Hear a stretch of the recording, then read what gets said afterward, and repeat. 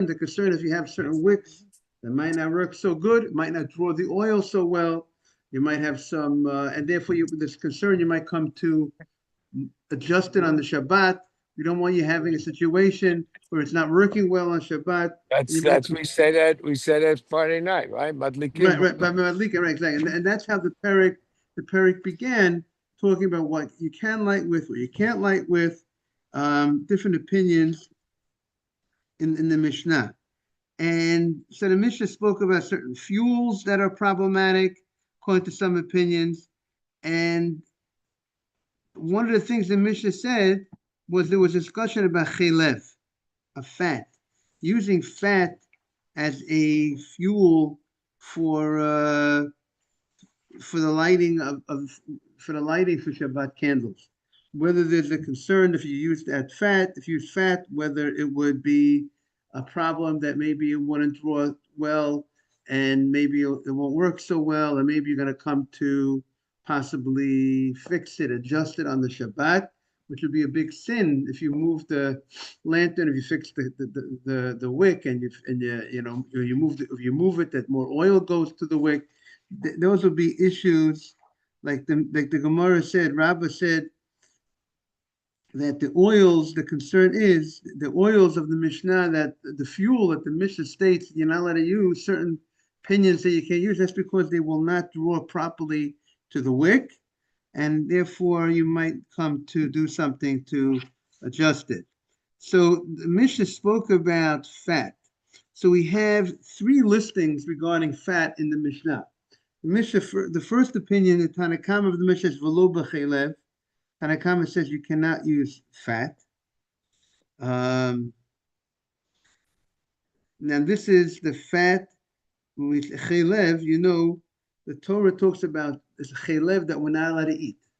Right? There's a certain fat of an animal that we can't eat, and that fat carries with it the punishment of karet. And that fat is not the fat that you have on your steak. Fat you have on your steak, obviously you could eat. I'm not sure if it's healthy to eat it. Maybe the doctor wants you to lose weight, but you could eat. That's not the fat of the Torah. The specific fat, specific places of the animal, the specific fat that you can't eat, and that therefore the job of the butcher, or now today it's not. It used to be the local butcher in the mom and pop shop. His job was called nikur, was to cut out that fat. Today it's no longer in the butcher shops. There's no more little butchers anymore. But that's in the where in the when after they slaughter the meat and they soak it and they salt it. Over there they get rid of they do the cutting. They remove that fat, and it's a special art. And certain parts of the animal we don't even use here in America because it's very hard to get to. It's very tedious, and therefore they just don't even use that part of the animal. That part is not sold to the Jewish peoples when they're working on the animals. Now, that's the fat that the Mishnah is talking about. We say chelev of the Mishnah. It's talking about that fat, which the Torah allowed you're allowed to have benefit from that fat. It's not forbidden for you to have benefit from it.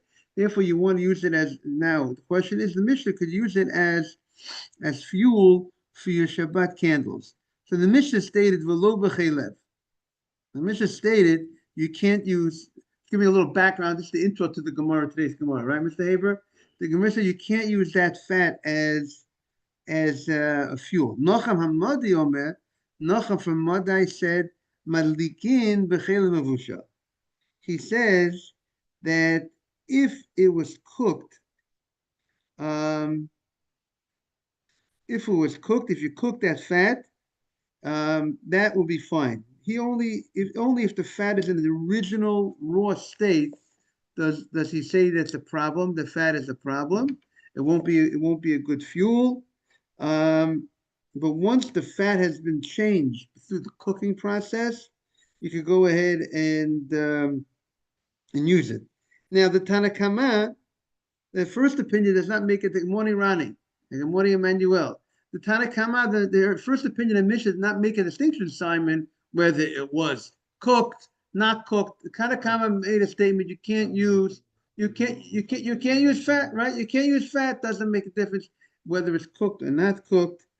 Um, And what's the reason for the Tanakama? I mean, are they arguing on whether the cooking makes it, improves it or not?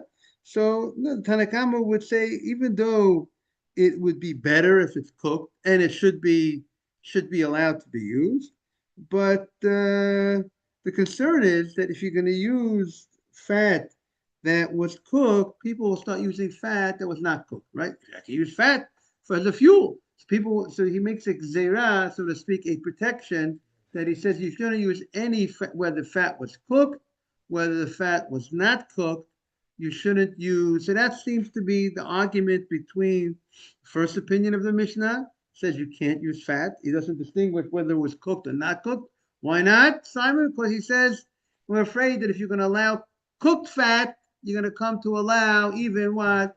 Not cooked fat. Right, once you open the door, Simon says, you give him a finger, take a leg, whatever the expression is. People, once you give an allowance, that's why you have to be very careful. Rabbis should be very careful, depending who you deal with, because sometimes people who, if you're dealing with people that they don't understand differences between this and that, you tell them this, they take it the whole way. So therefore, that's the opinion of the Chachamim. So we have again.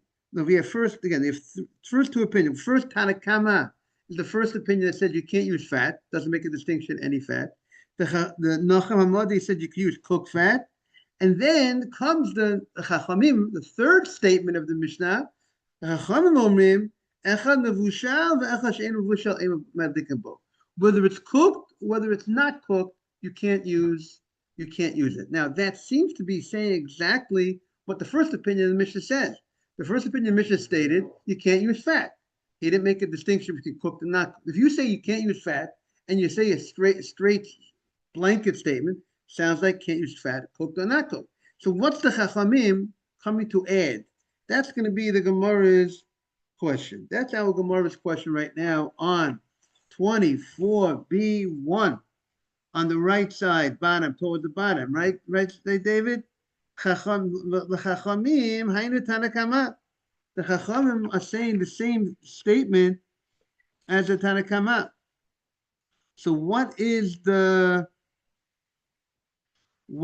he adding? There's no such thing. If you say the Chachamim say, if you list it as a third point, it's obviously saying something new, something more than we said before. So what is he going ahead and adding on over here in the Mishnah?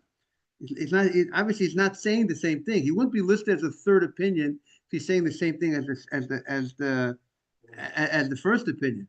Morning. So what does the Gemara say? So the Gemara says, Ike beinayu de Rav Bruna amarav. The difference is there is regarding Rav Bruna Marav. Now, what did Rav Bruna Marav says? Rav Bruna Marav says that if you go ahead and you take fat that was cooked, which we stated, the Chacham say you can't use, Tanakama say you can't use, even if it was cooked fat. But if you go ahead and you add a little bit of oil to the fat. Now, oil is the real deal, right? Oil is what is good stuff. So if you go ahead and you mix some oil into it, that would be good enough, right? That's his opinion, because the Gemara had the question on Chav earlier. What the oils that the rabbi said you can't light with on Shabbat? What will be the din if you add a little kosher oil, so to speak? Would by putting in some of that kosher oil, would that be good enough? Because now it's going to burn good. And what's the question? The question: do we say that? Or do we make a gzeira if you're going to go ahead and allow you to use these non-kosher oils for the Shabbat candles but just by adding a little bit of oil, maybe people will go ahead and use it even without adding the oil. That was the question that the Gemara had, and so That would be the difference. Because Rav Bruna Amarav, he went on record and he said that you could go ahead and you could light with fat that was cooked if you put a little bit of oil.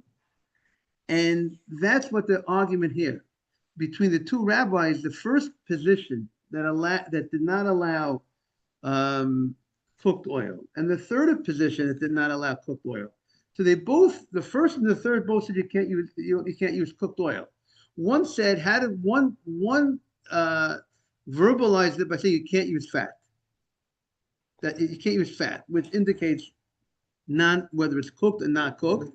And now the Gemara says v'lo misaimi. It's not clear which one of these opinions is in sync with. Is that a Gemara Shabbat mark for you? Yeah. Mr. Haber, you want a Gemara or you want to just listen outside? Okay. 24b1 on the right bottom. The Gemara says it's not clear which opinion of those two opinions would be the one that allows it. Meaning to say, the difference between opinion number 1 and opinion number 3, that one says you can't use fat, one says you can't use fat whether it's cooked or not cooked, which we stated that even the first opinion also said when he said you can't use fat, what does he mean, David? You can't use fat. He doesn't make a distinction whether it's cooked or not cooked. It means you can't use fat whether it's cooked or not cooked. But what would he hold if you added a little bit of oil to it? And what would the third opinion hold if you add a little oil to it? It said you can't use cooked fat, not cooked fat. What about if you add a little good stuff to it? So one of those opinions say you could use it. Which one? It's not clear. But that's the difference between those two opinions. I mean, we wanted to know there seems to be saying the same thing. And obviously the Mishnah is not listing two different rabbis that are saying the same thing. Obviously if you list the rabbis and they seem to be saying the same thing, it can't be. Therefore, that's what the Gemara says. Obviously, one of them is holding you could use this one, the one that when you add a little bit oil to this concoction, to this cooked oil, and we're not going to be afraid that maybe you just use the cooked oil without adding oil. The other rabbi says, no, we'll be afraid that even if you add a little bit of oil to the cooked oil, you might come to use the cooked oil by itself, and that'll be a problem. But which rabbi says which, it's not clear. That's what the Gemara concludes. Is it clear? Okay. Now up to a new Mishnah. Ein madlikin b'shemen seifa b'yom tov. Now we're turning the page. We are on 24b2, top of the page. Ein madlikin b'shemen seifa b'yom tov. We're not allowed to use oil that needs to be burnt. What does it mean? Oil that? No. Sometimes you can use oil for your salad, right? You put something as you oil for, but here the oil has to be burnt. We're talking about truma that became contaminated. You have oil of truma that became contaminated. You have to burn it. Now, why do you have to burn it? So there's two possibilities, two reasons that Rashi says. Either one is because we don't want, since if it's truma that's contaminated, you can't eat it. You can't use it for eating purposes. If you keep it around the house, you might come to what? You might come to use it. It's just like if you want to be successful on a diet, don't have the cake in the house. If you have the cake in the house, you start looking for the cake, you find the cake, and you eat the cake. I'm sorry, I'm not saying but you, I'm talking about myself. So you got it, right? Mark, am I right on it? Right? But if you want to keep the cake out of the house. If you want to make sure you won't come to use this oil for things in the way that you shouldn't use it, get rid of it. Don't have it around. Get it out of the house. Get the cake. Get that oil out of the house that's contaminated, and that will ensure you won't come to burn it. And then you burn it. That one opinion. Another opinion says it's actually a biblical pasuk that says by kodshim, by holy foods that became contaminated, you got to burn. And this will also be included in that mitzvah to burn, to get rid of it. So that is the, it's interesting to note on Pesach, the Torah says, I don't want you to have any chametz in your house. Bayira, bayimatzeh. No, you shouldn't own chametz. Why? Because if you eat chametz, it's correct. So it seems the Torah is creating a fence. And the Tiv says the Torah creates a fence. I don't want you to have chametz. It's like a diet. Don't have chametz in your house. Why not?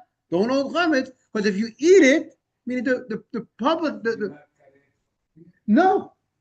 Karet is only for eating chametz. Having chametz in the house, being very passive, but not exactly right. Even intentionally, even a guy goes buys chametz on Pesach. There's no karet. The guy buys chametz. There's no karet. It's a big sin. What? It's allowed to buy to have chametz. Lo yirah, what's it? You're not allowed to have it. So the Torah, I like to use that as an example how the Torah. Look at the words of the Torah. I don't want you to have chametz in your house. Key, because if you eat chametz, it's karet. But the Torah creates the fence, and sometimes the Torah creates the fence to protect us. By the way, some say, why can't you do business with not kosher food? I can't do business. I can't own a not kosher fish store, restaurant. So one reason is given because I might come to eat the food. That's one reason that some explain it, because if I'm dealing and wheeling a deal. I mean, that's not it has to be looked into. It's the right, the rabbinic, whatever we have to look into that subject. I know the Aruch HaShulchan has to have to review what he says. Maybe I'll look into it. You could benefit from Chamazir, but there's certain laws about not selling it. But on a Torah level, the Torah does not forbid you from benefiting from Chazir. But we don't grow there's certain laws about the pig. Okay. See, it's interesting that truma that became tamei, you can't eat it, but you're allowed to benefit from it. Meaning, I could use it as fuel on a Sunday night, a Monday night. I want to use it to fuel. I need to burn it. I could burn it. I don't have to just burn it and not use it for fuel for my lamp. So I want to use it as my fuel for my lamp and to light up the house. I could use truma that became contaminated, which I can't eat. I could go ahead and use it, Mr. Cohen. Our cook. No. Right. But on Yom Tov, right? The prohibition here is I can't use a malikim b'shem sefer b'Yom Tov. I can't go ahead and use this shem sreifa on Yom Tov. And the Gemara is going to talk about if I'm going to light it on Yom Tov. Good morning, Miles. And also the Mishnah earlier stated I can't use it for Shabbat. I also can't use it for Shabbat fuel. Right. So we're talking about oil. Oil is the fuel, and now if I want to use it there's possible for Shabbat candle, for Yom Tov candle, for weekday candle. Right, I have multi-purpose. Right, when do I want to use it? Right, Simon. Morning, Mars. 24b at the Mishnah, B2, 24b2. I want to use it. Can I use it during the weekdays? I want to have a light. I need some light. Now, in the old days, how did you light a light? If you want a light for your house, you take oil. One of the ways was take oil and a wick and a match. So if it's the weekdays, I could go ahead and take this oil, David. If there was truma that became contaminated, you could take that truma and light it up using the oil that became contaminated, which you can't eat. Truma that became contaminated, you can't eat. The Kohen's not allowed to eat it, but you could use it. You want light in the house, right? You like light. It's good to have light in the house. So you could use it Sunday through Friday. But the Mishnah earlier stated you can't use it for Shabbat or fuel. And I think we saw one reason is because since there's a mitzvah to burn it, you might be a little bit diligent and on Shabbat, you might want to push it to burn faster. Then you can't use it on Shabbat. And here the Mishnah states you can't even use it on Yom Tov. Now, Yom Tov is a time that you burn things on Yom Tov, right? From pre-existing fires we We light candles on Yom Tov, and yet I can't go ahead and use this, and the Gemara is going to have to explain why not. I can't use this fuel, this shemen, this oil on Yom Tov for my Yom Tov. Can't the Kohen, Mrs. Cohen can't use this for her fuel for her Yom Tov candles, Yom Tov's lantern, but she can't use it. Rabbi Yishmael says, Ein madlikin bi'itran. Itran is tar. It's some sort of some sort of item that has a very bad smell. And he says Nekvod HaShabbat. He says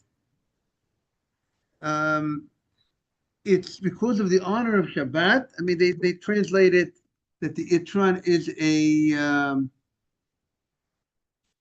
a clear, oily residue of pitch. Okay, it has a bad smell, and therefore, in honor of Shabbat, you can't use it. The Gemara is going to say because maybe the guy's going to leave. You're not going to want to stay around. You're supposed to be eating with light, not that you're supposed to go ahead and leave the room because you have something that doesn't have the right smell. That's this opinion and that's the halacha. It's a dalet over there. That's the halacha. You can't use that type of fuel. The Chachamim have a more lenient view. They just seem to be very happy that people should be lighting. They can let them as long as they allow the itran, they allow that light. They allow all the oils. These even a lot of the and the Gemara meaning to say these the following questionable oils that other people said was a problem, the rabbis permitted, meaning they said shem and shum shemen. Shum shemen is like sesame oil, using that oil, shem agozim, nut oil. Good morning, Adam. And shem mesenonos, using radish oil. They take the radish seeds and they would get oil out from the radish seeds. I wonder if they're still doing that today, with all the health food stuff and all the health stuff that goes on today. They make the seeds. They say they use the seeds of the radish.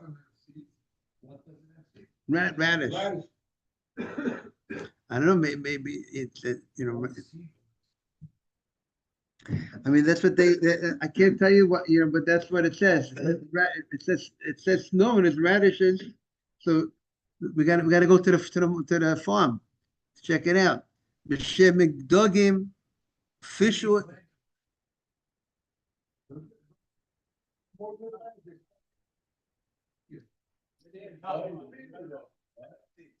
Top probably has seed. It has a carrot seed.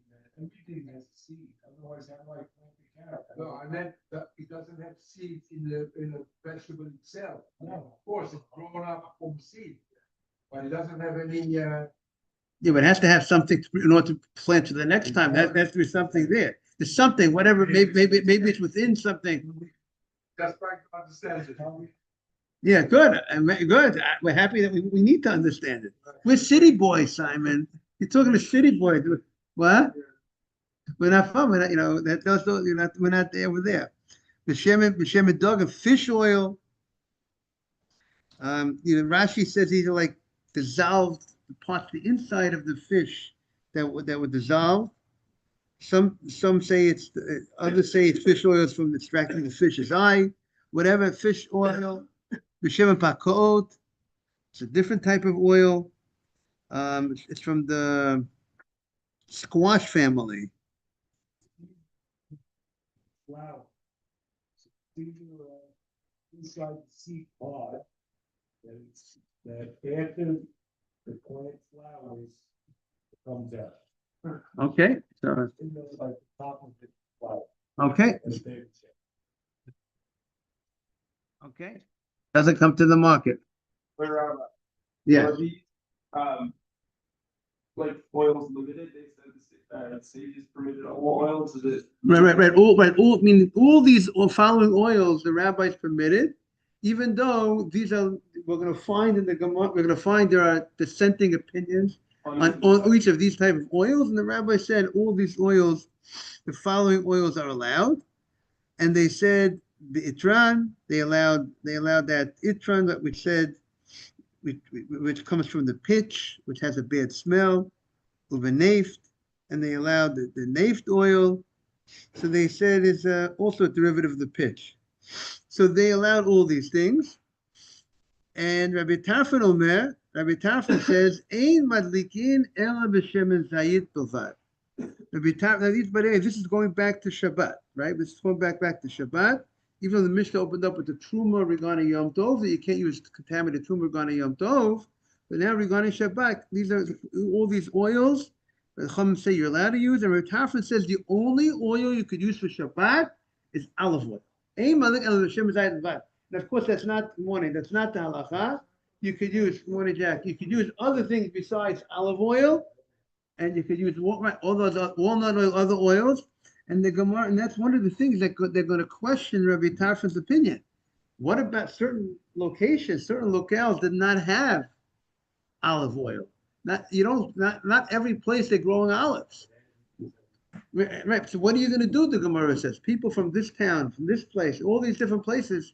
And therefore, there can't be that olive oil is the only one to. Now, obviously, now what would be the reason why olive oil? For some, maybe olive was in the Beit HaMikdash. The menorah was with olive oil. Olive oil has a very good, beautiful. Right. That it's like Mark said. Eretz Israel olives is one of the 7 species. I'm just adding to Mark. It's one of the 7 species that Israel's known for. And that means it's a special, that's one of the Shivat HaMinim, that's in Israel. But the halacha of the Mishnah is not just for Israel. Tafra is all over the world. That's what they're going to ask. What about this country, that country? But it's interesting that Rabbi Tarfon understands that his understanding of the mitzvah of lighting the Shabbat, what was asked from the people was to use a specific oil, like olive oil, so specific. Even Hanukkah, we don't have such a halacha. I wonder what he would say about Hanukkah. Hanukkah, we say olive oil might be the most ideal oil, the most best oil, similar to the miracle of the menorah, but not, and its clarity of the light, but not that that's the only thing you could use. There's other things too. If you don't have olive oil, use some other oil.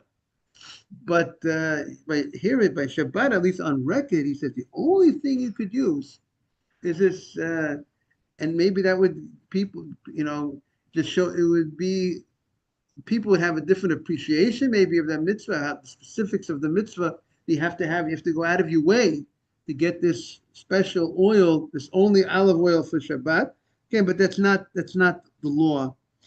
But there might be something interesting to think about that, if I have an opportunity to use olive oil for Shabbat or other oil for Shabbat, most probably it's a nicer thing to use olive oil because there's something unique about olive oil that's not found in other oils. Rabbi Tarfon has his opinion. We don't follow his opinion, but it's definitely something to think about. Yes. Right, despite him being the Mishnah. Right, the Mishnah mentions his opinion, but he's not, but the law, because the Mishnah states the Chachamim allow a lot of all these other oils, that they allow a lot of oils, and the Tarfon is very limited, only one oil. So he's a minority opinion. But the Mishnah, because he's listed as a lone rabbi, Rabbi Tarfon, and the Chachamim is the more majority of the opinions. Now comes the Gemara, says, my taima. What's the reason for this law that we can't go ahead and burn? Why can't the Cohen's wife use truma oil that became contaminated? Now you're not allowed to contaminate truma, but if it became contaminated, why can't you go ahead and use it for oil for Yom Tov? You could use it on a weekday. She wants to go use it for burning purposes to burn it on the weekdays. Fishe'ein sorfim kodshim b'yom tov. So now the Gemara introduces to us a new idea. It's a pasuk in the Torah that says that you have to go ahead and burn it, that kodshim that became contaminated, you have to go ahead and burn. And since you have to go ahead and burn kodshim that became contaminated, the same law applies to truma that became contaminated. You also have to go ahead and burn it. So the Gemara says, "Minahani mile." The Gemara says, how do you know that you can't burn? What is the source? Where is this pasuk? Where is this pasuk by kodshim that says you can't burn kodshim on Yom Tov? That you can't burn kodshim that was contaminated. So the Gemara says, Amakra, here's the verse. V'lo totir mimenu ad boker. The Torah says about the Korban Pesach, right? You have a Korban Pesach, you have to eat it that night. You're not allowed to leave it over to the morning. And what's the Torah say? If you leave it over to the morning, what do you got to do with it? You got to burn it. That's called notar, right? Notar is leftover. Exactly. Now the Torah is like this: Lo totir mimenu ad boker. Don't leave it over to the morning. Now, then the Torah says, and if you leave it over to the morning, you have to burn it. Now, the question is, what do I have to say the word boker a second time? If I told you can't leave it over to the morning, then if I tell you, and if you leave it over, it's obviously I left it over to the morning. So what do you have to say to it? If you leave it over to the morning, to say if you leave it over, you got to burn it. The Gemara says in me that passing some tells us the following: don't leave it over to the morning. But if you did leave it over to the morning, then the next morning you got to burn it. You can't burn it that morning. Meaning, look who's here, Joe. Good morning, Joe. Every minute, every second counts, Joe. So every word of Torah is a mitzvah. They clock John F. Kennedy at 200 words a minute. So every minute, 200 mitzvot in a minute. So we got that?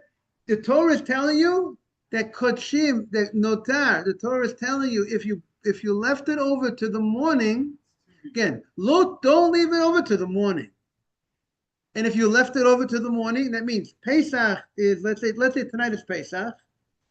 If you left it over to the morning, to tomorrow morning, which is the first day of Pesach, you burn it the second day of Pesach, which in Israel, it's the second day of Pesach, it's Chol Hamoed.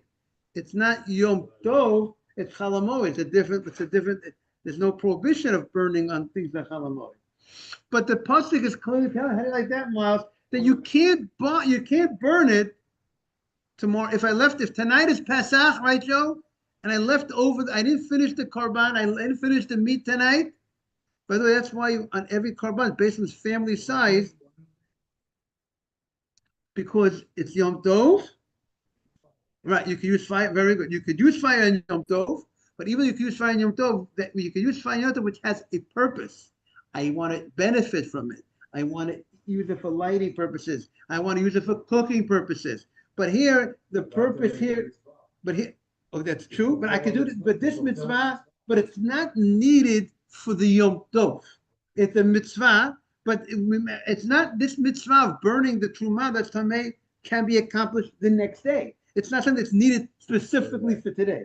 And therefore, the Torah tells you you can't go ahead and burn this food that you need to burn. Why do you need it? Because you left it over. You can't burn it on Yom Tov. It needs to be burnt. And if on Yom Tov, I don't want you to go ahead and, now, which would imply, without the pasuk telling this, we would have said that you should be able to burn it on Yom Tov. Even though, generally speaking, in order to burn something Yom Tov, it has to have a purpose for the Yom Tov. But Rashi points out that since there's a mitzvah of burning nota, since there's a mitzvah of burning something that's left over, right? Something that's left over is a mitzvah to burn. So maybe that mitzvah of the asay, the mitzvah of burning, should override the law tacit, don't do malacha on Yom Tov. And the chidush is that we go ahead and we say you're not allowed to go ahead. The Torah is teaching you over here that you can't burn the truma or the kachim that became contaminated. Torah is telling you have to wait till the next day. You can't burn it on Yom Tov. We'll see more tomorrow about this. I want to wish everyone a beautiful day. We welcome everyone back. Morning, everybody.